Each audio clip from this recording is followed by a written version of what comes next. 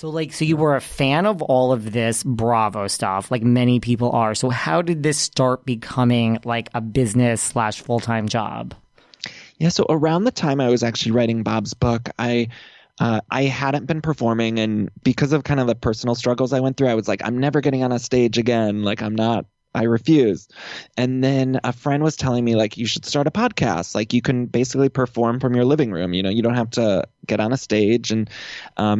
And so I remember my boyfriend had like bought me a microphone for my computer, and it took me like a whole year from when he gave me the microphone for me to actually like record something with it. And then And what year was this? Like this was kind of before the time of podcasts? this was a 2007, at the end of 2017 is when I Okay. started the podcast.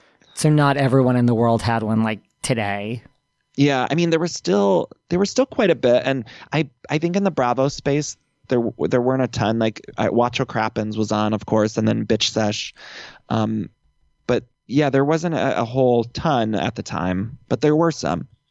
And then so you just one day turned on the mic and said, I don't know what I'm going to do. I'm just going to start talking about Housewives and see how this goes. Yeah,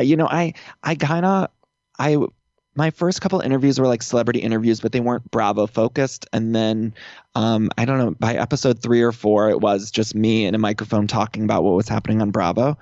And so I still try to keep it like a little bit of a mix. I'd say it's like 80% Bravo content and then 20%, like you said, pop culture. So I do still try to do celebrity interviews or special episodes about different things that I'm obsessed with, or throwing in different stories about what I'm reading or what I'm watching that's not Bravo and that kind of stuff. So it's, yeah, probably 80%. But I do remember around episode 3 in 2017 being like, okay, I'm just going to talk about, I don't know, Dallas Housewives or whatever was on at the time. That makes sense. And then how'd you come up with the name, Everything Iconic?